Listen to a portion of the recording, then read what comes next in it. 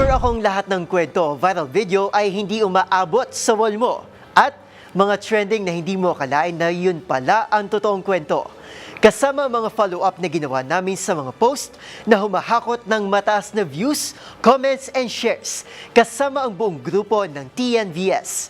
Trending and Viral Show ang kukumpleto ng buong kwento. Sa ngalan ni Angelica Cosme, ako po si Arnold Herrera at ito ang TNVS.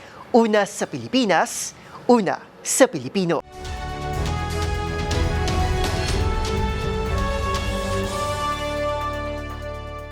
Para sa ating unang trending story, labis na lang ang tuwa ng netizen sa viral video ng Aspi na ito. Makikita kasi na sa kabila ng kanyang laki at sigla, isang insekto lang pala ang magpapatiklop dito. Isang langaw. Ang reaksyon ni Kikay sama-sama nating panoorin sa report ni Mili Borja.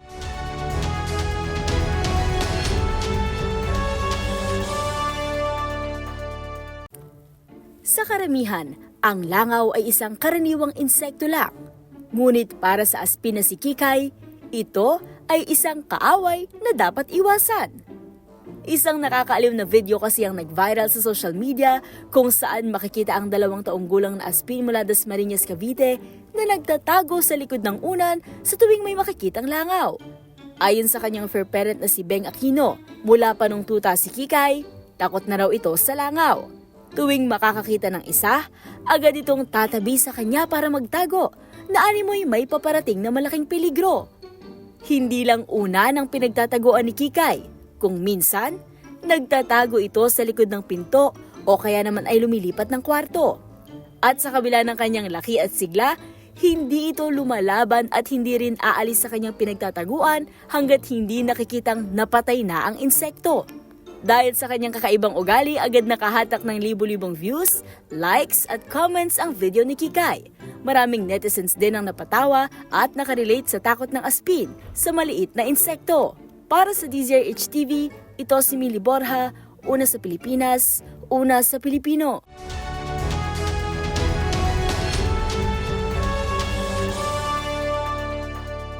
Para sa ating sunod na viral story, maraming magulang ang napapakamot ulo sa tuwing nagpapasaway ang kanilang mga chikiting sa loob mismo ng kanilang bahay. Pero sa kwentong ito, hindi mga bata, kundi mga Siberian Husky ang bibida.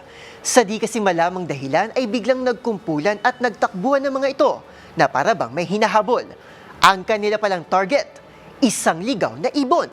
Panoorin ang kwelang eksena sa trending report na ito.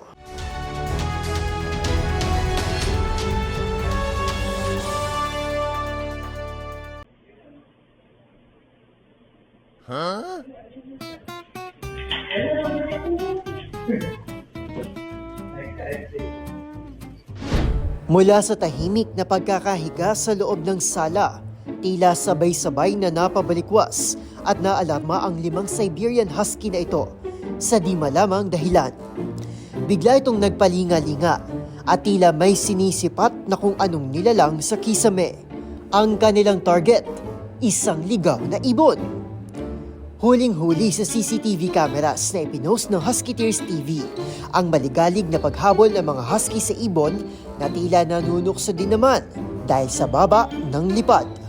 Makailang ulit ding nagpabalik-balik ang ibon sa sala, dining area at kusina ng bahay bago pa ito mapansin ng kanilang amo na makikitang naalarma din sa munting komosyon. Ang isa pa ngang ito, halos lundagin na ang kabinet para lang maabot ang lumilipad na bisita.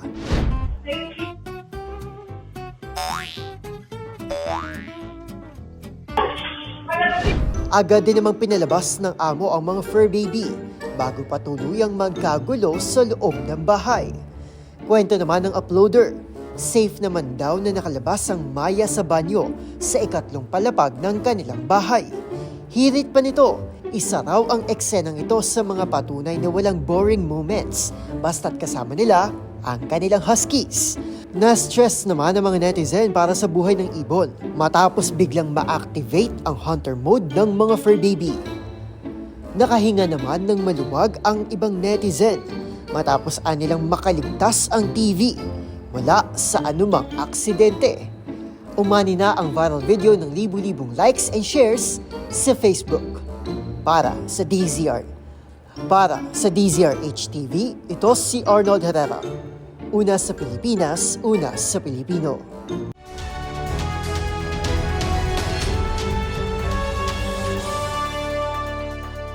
Sa ating next trending na kwento, isang customer ang nagpahayag ng kanyang saloobin online ukol sa isang sikat na bake shop na tinanggihan umano ang kanyang request na dedication letter sa cake na bibilhin sana nito. Ang manager ng bake shop, iginiit na tumatanggap lamang ito ng wholesome dedication. Ano nga ba ang dapat na ipapasulat ng customer? Alamin sa report ni Rose Babiera.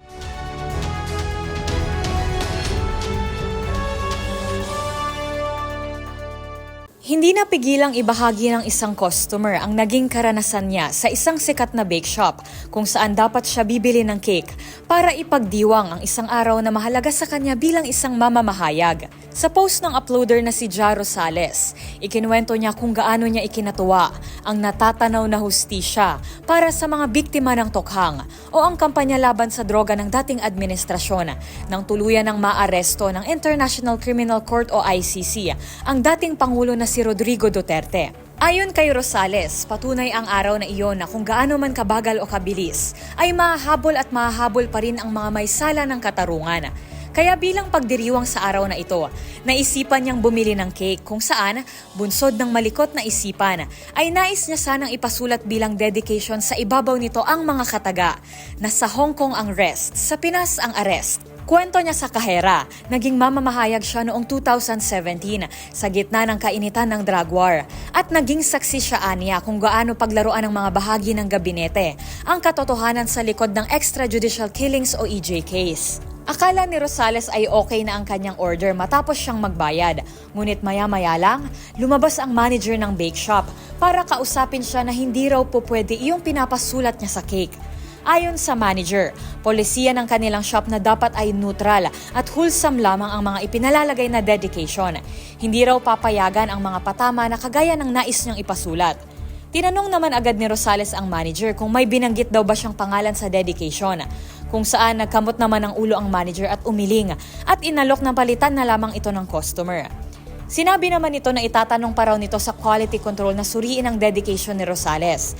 Ngunit bago pa man maibahagi ng manager ang desisyon, napagpasyahan na ni Rosales na bawiin na lamang ang kanyang binayad o magpa-refund at huwag nang ituloy na bilhin ang cake.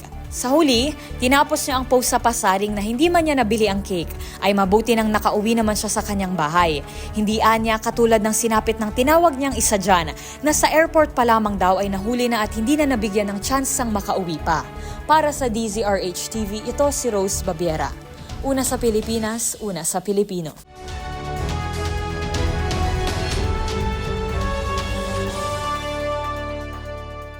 Para sa ating sunod na viral story, naging kabiruan sa atin ng pagsasabi ng galaw-galaw at baka pumanaw para sa mga taong tila walang ginagawa o nakaupo lamang sa buong araw.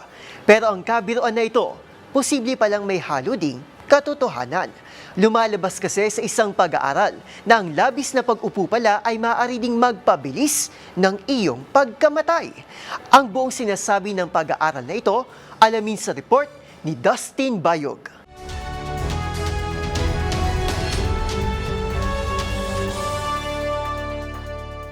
Parte na ng araw-araw na buhay ng isang tao ang pag-upo pagkatapos ng nakapapagod na gawain upang makapagpahinga ito. Pero parte rin ang pag-upo upang makatapos ng isang trabaho tulad na lamang ng mga empleyado sa mga opisina na kinakailangan nakaupo ng ilang oras habang kaharap ang computer screen. Bagamat kinakailangan, ngunit may masama palang epekto sa katawan. Lumabas kasi sa isang pag-aaral ng British Medical Journal ni Jufjokland ng Norwegian School of Sports Sciences sa Oslo, Norway, na ang labis na pag-upo ay maaari magpaikli ng iyong buhay. Sa resulta ng pag-aaral sa 36,000 adults na edad 40 to 60 years old sa US at Western Europe, lumalabas na ang pag-upo ng 9.5 hours a day o ang sedentary lifestyle ay nagpapataas sa risk of death ng isang tao. Mas tumataas ang risk nito kung mas matagal pa sa 9 na oras ang inuupo ng isang tao. Kaugnay nito, sinabi rin sa pag-aaral na nakatutulong ang mas simpleng paglalakad upang mapababa ang nasabing risk.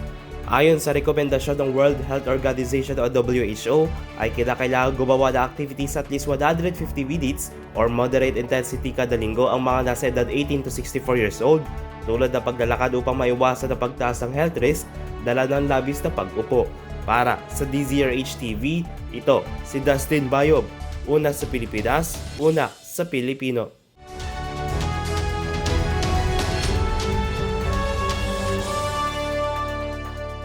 Sa ating huling trending story, arestado ang isang ginang sa Amerika na sangkot umano sa kaso ng pang-aabuso sa sarili nito mismong alagang hayop.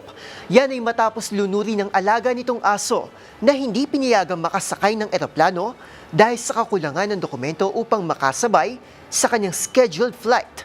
Ang iba pang detalye sa karumal-dumal na sinapit ni Twin. Alamin sa report ni James Galange.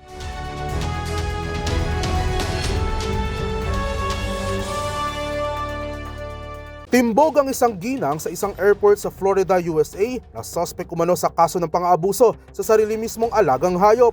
Yan ay matapos lunurin at patayin ang kanyang schnauzer fur baby na si Twin na hindi umanong pinayagang makalipad dahil sa kakulangan ng dokumento. Kaya naman para makasabay pa rin sa nakatakda niyang flight, dito niya na naisip ang karumal-dumal na krimen. Kuha kasi sa CCTV kung paanong dala-dala pa nitong naturang hayop sa comfort room ng naturang paliparan.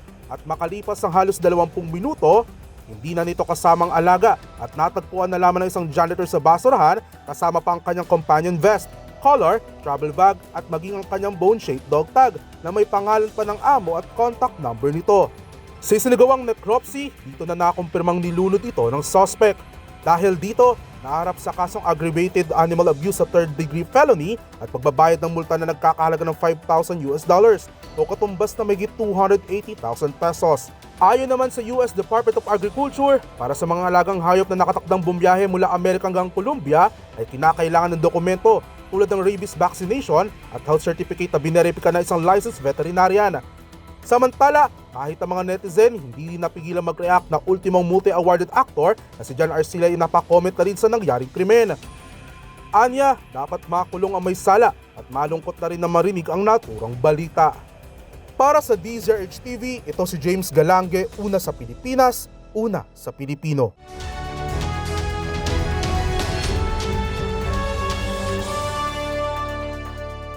Isa na namang episode ng mga nagpawaw, kinagiliwan at iba't ibang mga insidente ng mga nag-viral na kwento ang ating napanood. Kaya naman kung meron din kayong mga kwento na katulad nito, i-share nyo na yan sa ating comment section o di naman kaya ay itag nyo kami sa TikTok at DZRH News. At yan ang mga kwento sa likod ng mga nagva-viral na video. Kasama ang buong grupo ng TNVS, Trending and Viral Show, assignment namin na kapag may nag-trending, aalamin, bubuin at ifa-follow up namin ng mga detalye para kapag nakita mo ang viral na video na may nag-share, ikaw na mismo ang magdaragdag ng mga impormasyong nalaman mo sa TNVS, Trending and Viral Show. Mula sa kauna-unahan sa Pilipinas, DZRH, at sa ngalan ni Angelica Cosme, ako po si Arnold Herrera, una sa Pilipinas, una sa Pilipino.